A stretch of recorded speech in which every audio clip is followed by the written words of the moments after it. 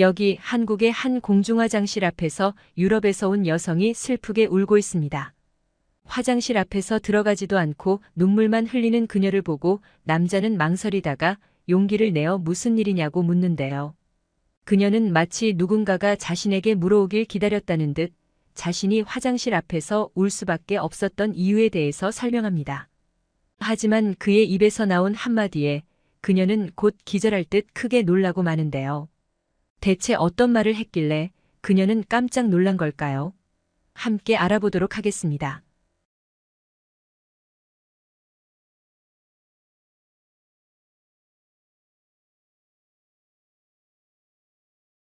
안녕하세요.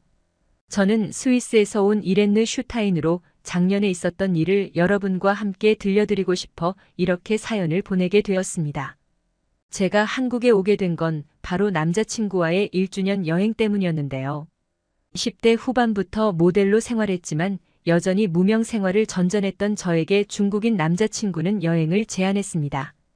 처음엔 도저히 여행을 갈 기분이 아니었지만 남자친구의 설득에 함께 떠나 서울에 도착한 저는 따라오길 잘했다는 생각이 들었습니다. 저도 오징어 게임이나 기생충 같은 한국 드라마나 영화를 본 적 있고 한국이 옛날과는 달리 무척 선진국이 되었다는 소리는 많이 들었지만 언제까지나 간접적인 경험이었을 뿐이라 실감이 안 났거든요. 그래서 실제로 본 서울의 모습은 무척 세련되고 발달된 도시였습니다. 스위스의 대중교통은 무척 잘 되어 있어 국민으로서 크게 자부심 가지는 부분이 있었는데 한국의 지하철을 이용해보니 위기감을 느꼈습니다. 우리나라 같은 곳이 또 존재하는구나라는 것을 알게 되었죠. 스위스의 대중교통은 시간을 잘 지키는 것으로 유명한데요. 한국 또한 지하철을 타보니 많이 늦는 경우가 별로 없었습니다. 일단 지하철역에 있는 화면이나 휴대폰 어플을 통해 기차가 어디에 위치해 있는지 실시간으로 확인 가능하니 시간 계산하기도 편하고요. 예전에 옆나라 일본에 여행 갔을 때는 무슨 지하철이 20분씩이나 늦어 불쾌했던 기억이 있거든요. 아무리 저희가 출근 시간대에 나왔다고 해도 기준이 스위스에 맞춰져 있던 저는 너무 답답했던 기억이 있습니다. 반면에 한국은 저희가 아침 일찍 나왔음에도 불구하고 연착 시간이 늦어진다는 생각이 전혀 안 들었습니다. 또 하나 눈에 띄었던 것이 스크린 도어였는데 한국의 웬만한 역에는 대부분 이 스크린 도어라는 것이 설치되어 있었습니다. 저희 스위스는 지하철이 많지 않고 육상으로 트램이라는 노면 전차로 다니기 때문에 지하철처럼 사람이 선로에 떨어져서 위험한 일이 발생하는 경우가 드문 편입니다. 하지만 일본이나 미국 같은 나라에서는 이런 일들이 종종 발생한다고 들었어요. 반면에 한국은 열차가 도착할 때 말고는 이 스크린 도어가 닫혀 있으니 사람이 떨어질 일이 없었습니다. 또한 지하철역에는 무선 충전할 수 있는 공간도 있어 충전기를 깜빡한 저조차 편리하게 쓸 수 있어 좋았습니다. 열차 안에서는 와이파이를 쓸 수 있었는데 제가 전에 가보았던 어떤 나라들보다 와이파이 속도가 빨랐습니다. 스위스는 단순히 통계 순위로만 보면 한국보다 인터넷 속도가 빠르지만 실생활에서 휴대폰 와이파이를 쓰는 기준으로 느끼기엔 호텔이나 대중교통이나 한국이 조금 더 빠른 느낌이었습니다. 지하철뿐만 아니라 버스도 이용해 보았는데요. 한국의 버스 정류장에는 온열 의자라는 게 있어서 앉으면 뜨끈뜨끈했습니다. 의자에 센서가 있어 온도에 따라 알아서 켜졌다 꺼졌다고 한다니 정말 신기한 일이었습니다. 물론 이런 기술적으로 발달한 부분만 존재하는 것은 아니었습니다. 한옥마을이나 경복궁처럼 전통적인 문화를 잘 간직한 곳도 있었습니다. 낮은 층수로만 이루어진 한옥의 자연스럽고 조화로운 외관, 고풍스러우면서도 소박한 분위기는 취리히의 전통 건물들과는 전혀 다른 매력이 있었죠. 이렇게 기분 좋게 관광하고 남친의 말을 듣고 오길 잘했다고 생각했지만 곧 그 밝은 감정은 밑바닥을 치고 말았습니다. 남자친구가 아침에 샤워하는 사이 낯선 여자에게 전화가 왔었기 때문입니다. 그 여자는 제가 전화를 받자 굉장히 언짢은 목소리로 누구시죠? 라고 물었습니다. 심상치 않음을 감지한 저는 여자친구예요 라고 맞받아쳤습니다. 그러자 여자는 조금 가라앉은 목소리로 알겠다면서 조금 이따 다시 전화하겠다고 말하며 끊었습니다. 뭔가 심상치 않음을 감지한 저는 그날 저녁 남친이 샤워하는 동안 휴대폰을 켜고 남친의 SNS를 살피기 시작했습니다. 남친은 보통 화장실에서 머리도 말리고 옷도 입고 왁스까지 다 하고 나오는 성격이었기 때문에 시간이 좀 걸렸거든요. 남자친구 게시물에 좋아요를 누른 사람들 목록을 보는데 유독 한 여자가 게시물마다 좋아요를 누르고 다니더군요. 순간 여자의 촉으로 저는 이 여자가 왠지 남자친구와 보통 사이가 아닐 것 같다는 생각이 들었습니다. 그리고 그 여자의 SNS를 보는데 동영상을 보니 아까 통화 목소리랑 똑같더군요. 그렇게 점점 의심이 커져가는 순간 한 게시물에 달린 댓글이 제 눈에 들어왔습니다.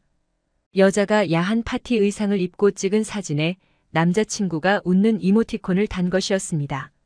여자는 답글에 오늘 재밌었어. 다음에 또 놀자라고 달았습니다. 날짜를 보니 한국에 오기 바로 며칠 전이었습니다. 그때 분명 동생네 방문한다고 들었는데 저는 남친이 저한테 거짓말했다는 걸 깨달았습니다. 그가 화장실에서 나오자마자 저는 이게 뭐냐면서 싸웠습니다.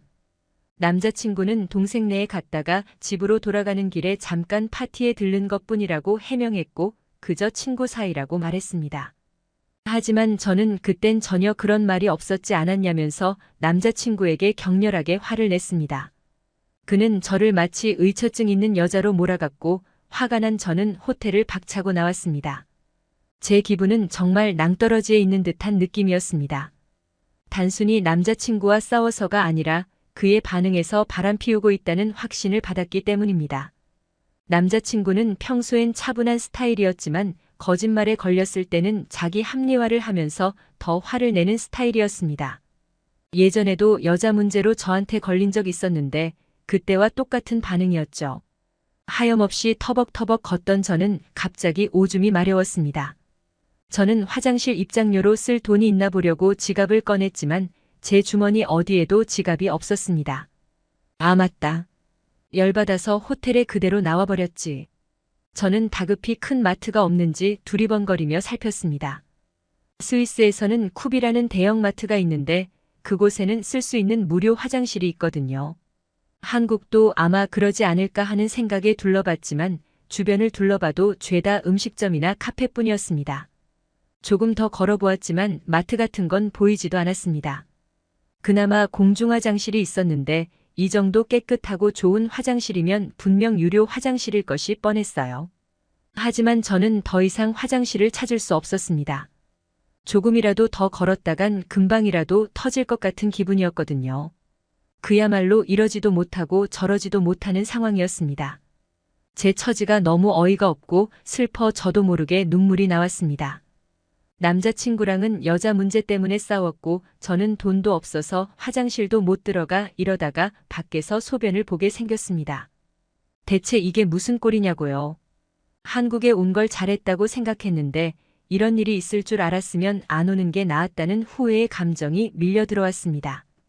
그렇게 최악의 위기에 놓였을 무렵 어떤 한국인 남성 한 명이 다가와 조심스럽게 영어로 말을 걸어왔습니다. 괜찮으신가요? 계속 울고 계셔서요. 제가 도움을 드리고 싶은데 실례가 되지 않는다면 그래도 될까요?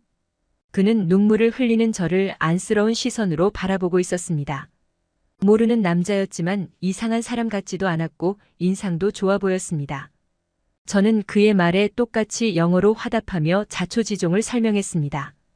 스위스인들은 연방제 공화국이다 보니 국민의 대부분이 2개 국어 이상을 할 줄 압니다. 그래서 저처럼 영어를 할 줄 아는 사람들이 많았기에 의사소통엔 지장이 없었습니다. 저는 그에게 화장실을 너무 가고 싶은데 돈이 없다고 돈을 빌려줄 수 있겠냐고 요청했습니다. 그러나 그는 저를 굉장히 이상한 눈빛으로 쳐다보았는데요. 마치 못 들을 걸 들었다는 표정이었습니다.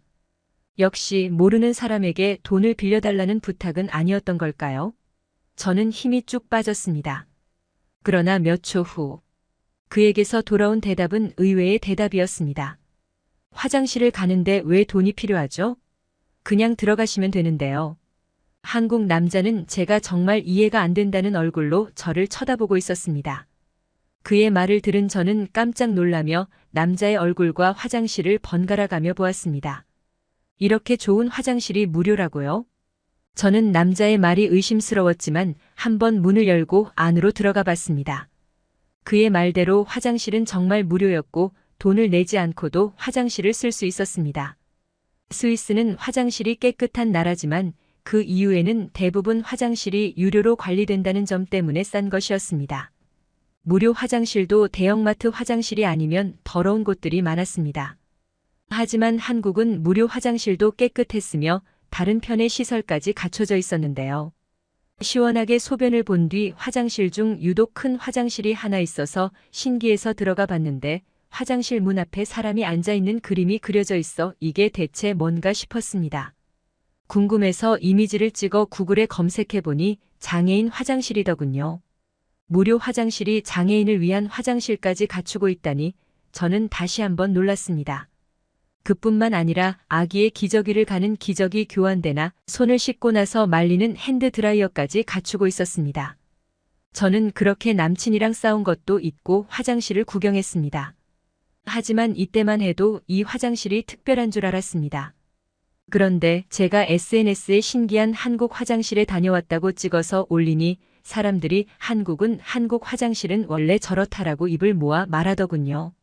심지어 한국은 가게에 들어가서 화장실을 쓸 수 있냐고 양해를 구하면 가게 화장실 비밀번호도 기꺼이 알려준다고 했습니다. 스위스는 가게의 화장실을 이용하려면 음식이나 음료를 구매해야만 이용할 수 있고 프랜차이즈 가게마저도 돈을 받는 곳이 있었습니다. 이런 좋은 화장실을 어디에서나 무료로 쓸 수 있다니 정말 좋은 문화라고 생각했어요. 저는 덕분에 한국 여행을 하면서 스위스에서와 다르게 화장실을 마음껏 쓰고 다닐 수 있었습니다. 물론 그 뒤로 여행은 저 혼자 다녔습니다. 화장실에서 급한 일을 해결한 뒤 침착하게 다시 생각해 보니까 아무리 생각해도 바람 피운 걸 용서해 주는 건 아닌 것 같더라고요. 이미 제가 예전에 한 번 기회를 줬었는데 두 번도 그랬다는 건 참을 수 없었습니다. 그래서 여행지에서 서로 따로 여행을 다녔고 현재는 그 남자친구와 헤어졌습니다.